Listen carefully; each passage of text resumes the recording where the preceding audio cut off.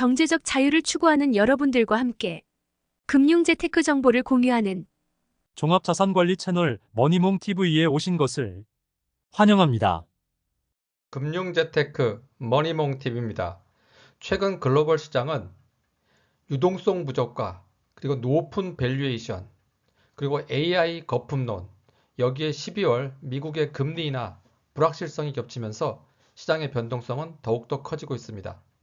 이러한 상황에서 연 15% 월배당 ETF 특히 향후에 상법 개정안 제3차 상법 개정안이죠. 여기에 최대 수혜주가 될 수도 있는 기초자산이 금융주, 고배당주로 구성된 커버드콜 전략을 활용하는 ETF와 그리고 일반 오리지널 ETF에 대한 11월 분배금과 그리고 수익률을 한번 알아보고 과연 향후 이러한 상법 개정안의 최대 수혜주가 과연 금융지주가 될 건지 여기에 대한 내용과 그리고 향후에 배당소득 분리과세가 세법 개정안에서 확정이 될 경우 과연 우리가 투자하고 있는 월 분배금 ETF에는 어떠한 절세 효과가 있는지 한번 알아보는 영상으로 진행하도록 하겠습니다.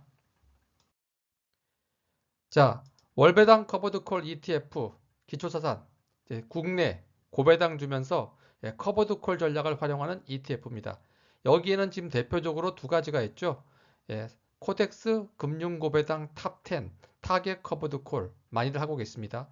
그리고 또 과거부터 꾸준히 관심을 가져왔던 하나자산에서 운영하는 플러스 고배당주 위클리 커버드콜이 두 가지가 있습니다. 똑같이 연간 분배율은 15%고요. 이번 달 1.27%, 1.51%의 높은 분배율을 지급하고 있습니다. 자, 코덱스 금융고배당 탑10은 역시 이름에서 보는 것처럼 기초자산이 뭐죠? 대표적인 우리 4대 금융지주, 특히 은행주죠.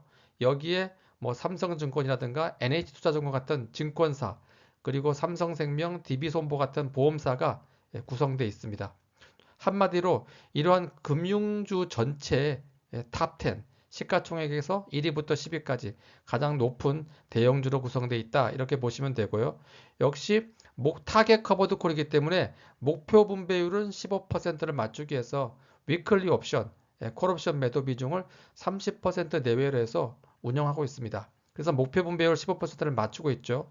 그러다 보니까 배당 플러스 콜옵션 매도를 통한 옵션 프리미엄을 활용해서 15%의 연간 분배율을 맞추고 있습니다. 특히 옵션 같은 경우는 콜옵션 매도 비중에 대한 옵션 프리미엄 어떤 효과가 있죠? 비과세 효과가 계속 있기 때문에 이 코스피 200 지수와 더불어 여기에도 많은 분들이 관심을 갖고 있고요. 특히 그 월말 배당입니다. 그리고 총 보수는 0.39%로 구성되어 있습니다. 반면에 플러스 고배당주 같은 경우도 목표 분배율은 15%인데 요거는 이제 금융주 비중이 한 65% 정도로 되고 나머지 또 고배당주 섹터가 구성되어 있다는 거는 게 차이점이죠. 특히 자동차주, 현대차, 기아차가 들어 있고요. 소비재 같은 경우는 또 뭐가 있습니까? 뭐 GS라든가 이런 회사들도 있고 통신주 같은 경우는 뭐 LG U 플러스 이런 회사들이 들어가 있습니다. 똑같이 위클리 옵션을 활용하고 있습니다. 그리고 기초자산 상승률은 한 70% 내외로 쫓아가고 있죠. 여기에는 지금처럼 일반형 위클리 커버드 콜 ETF도 있고 그 다음에 고정형 위클리 커버드 콜 두 가지 종류로 현재 하나자산운용에서 운영하고 있다. 이걸 참고로 하시면 되고요. 똑같이 월말 배당이고 총 보수는 코덱스 금융고 배당보다 조금 더 낮다. 이렇게 보시면 되겠습니다. 그럼 한번 최근 6개월 수익률을 볼까요? 잘 운영되고 있는지. 코스피 지수의 상승세는 올해 좋았죠. 최근에 약간 조정을 받고 있지만 59.71% 6개월 수익률, 누적 수익률입니다. 하지만 우리 커버드콜 전략은 약점이 뭡니까? 상방이 제한돼 있죠. 그러다 보니까 어느 정도 수익률이 제한되는 건 우리가 다 알고 있죠. 하지만 코덱스 금융고배당 탑10 같은 경우는 70% 정도의 기초자산 상승률은 쫓아가지 못하고 있는 걸 보실 수가 있죠. 26.48%에 그쳤고요. 특히 플러스 고배당주 같은 경우는 올해 예상외로 굉장히 ETF의 수익률은 부진해서 코스피에 비해서 너무나 현격한 차이를 나타내고 있죠. 3.49%밖에 6개월 수익률이 나타나지 않고 있습니다. 그래서 이것만 놓고 봤을 때는 금융주가 조금 낮다고 볼 수는 있지만 둘 다 이 배당주가 프리미엄은 꾸준히 받고 있지만 ETF의 수익률은 오히려 코스피 200 지수를 추종하지 못하고 있다는 거를 여러분께서 정확히 보실 수가 있습니다. 그러다 보니까 최근에 시장 상황이 여기에 큰 영향을 미쳤죠. 최근의 시장 상황의 가장 큰 핵심은 시장의 유동성이 부족하다는 겁니다. 유동성이 풀려야만 실제로 모든 주식이라든가 채권의 호재죠. 하지만 무려 한 달 이상의 셧다운 때문에 돈이 막혀 있었고 최근에 종료했지만 아직 이제 풀린 지가 얼마 안 됐죠. 그리고 또 중요한 게 미국의 그 기준금리 인하가 계속 인하를 되다가 12월 이제 다음 달 기준금리 인하가 불확실해졌죠. 내릴지 아니면 고정시킬지 오히려 인플레이션 제반 등으로 다시 올릴지 여러 가지 의견들이 나오면서 시장의 불확실성이 커지고 있고요. 여기에 우리 양적 긴축이라고 하죠. QT라고 합니다. 이 QT를 종료하고 QE 양적 완화로 가는 시스템이 12월부터 이제 생각을 검토한다고 하니까 아직까지 유동성이 풀리지 않은 상황에서 시장은 그러다 보니까 높은 밸류에이션으로 해서 차익 실현도 많이 나오고 있는 상황이다라고 지금 보시면 되겠습니다. 코스피도 미국의 글로벌 증시가 힘겨워하다 보니까 당연히 조정을 좀 받을 수밖에 없고요. 하지만 향후에 어떤 상법 제3차 상법 개정안 주주가치 환원을 이제 극대화하는 내용들이 많이 들어가 있죠. 여기에 또 배당 확대 그리고 우리 배당 소득 분리과세로 인한 최고 세율 35%를 한 25% 정도 세율 인하가 상당히 지금 확정될 상황이 높기 때문에 향후에 코스피는 오히려 더 반등할 가능성도 있습니다. 하지만 한 가지 단점이 뭐죠? 고환율에 대한 부담이죠. 지금 최근에 환율의 뉴노멀 1400 거의 65선에서 움직이고 있습니다. 1500선을 바라보다 보니까 이러한 높은 고환율에서는 코스피 지수가 계속 상승하기에는 구조적으로 부담을 느낄 수밖에 없기 때문에 환율 사항도 잘 추이를 지켜볼 필요가 있다고 판단이 됩니다. 자, 우리가 받는 월배당 ETF의 분배금 한번 볼까요? 코덱스 금융고배당 탑10 같은 경우는 최근 4개월을 보게 되면 8월부터 11월까지 149원, 154원, 154원 거의 뭐 변동 없이 일정하다는 걸 보실 수가 있습니다. 하지만 우리 플러스 고배당주 같은 경우는 168원에서 지난달 148원, 이번 달 146원으로 분배금이 약간씩 줄어드는 걸 볼 수가 있죠. 한 좌당 그 분배금 기준 가격이죠. 그 내용이 뭐죠? 이거죠. 플러스 고배당주 같은 경우는 제가 봤을 때 ETF 수익률이 너무 안 좋았고 여기에는 펀드 매니저의 운영 능력도 상당히 떨어진다고 보실 수가 있습니다. 그래서 최근에 많은 분들이 좀 실망하셔가지고 그동안 많이 그 시가총액이 높았는데 최근에 여기서 자금들이 많이 빠졌어요. 그래서 다른 뭐 고정 커버드 콜이나 다른 일반형 ETF로 많이 옮기다 보니까 설정액은 지금 금융고배당은 한 6천억, 플러스 고배당주는 한 1,500선으로 많이 빠져 있는 상황입니다. 자, 배당주 같은 경우는 통상 한 5에서 6%의 고배당을 줬죠. 하지만 최근에 ETF 수익률이 그래도 우상향하다 보니까 주식의 수익률이 올라가면 배당률은 어떻게 됩니까? 배당률은 떨어지죠. 그래서 연배당이 5%가 안 돼요. 4% 초반 되고 그러다 보니까 콜옵션 매도 비중을 더 해야 되고 여기에 15%를 맞추다 보니까요. 그러다 보니까 기초자산 상승률도 같이 떨어졌다 이렇게 보시면 됩니다. 자, 배당을 받게 되면 15.4% 과세가 되고 그리고 콜옵션 매도 비중을 통한 옵션 프리미엄은 비과세입니다. 그러니까 비과세가 훨씬 더 비중이 높다 보니까 우리 금융소득 종합과세 개인별 2천만 원 초과됐을 때 종합과세 되는 부분에서 합산이 되지 않고요. 또 건강보험에도 영향을 미치지 않는 절세 효과가 있다는 걸 보실 수가 있습니다. 하지만 또 하나 기초자산이 국내 고배당주죠 ETF는. 근데 옵션의 기초자산은 뭡니까? 코스피 200 지수죠. 서로 같습니까? 다릅니까? 불일치죠. 이렇게 시장이 불일치될 때 수익률은 좋을 수도 있고 나쁠 수도 있고 굉장히 변동성이 커지고 있습니다. 최근의 금융시장이랑 비슷하죠. 수익률이 영향을 미치죠. 그런데 콜옵션 매도 코스피 200 지수가 지금 금융주나 고배당주보다 최근 6개월 수익률이 높다 보니까 오히려 ETF는 지금 이렇게 분배금이 떨어지고 있다는 것을 여러분들께서 그 수익률에서 영향을 보고 있다라고 보시면 되겠습니다.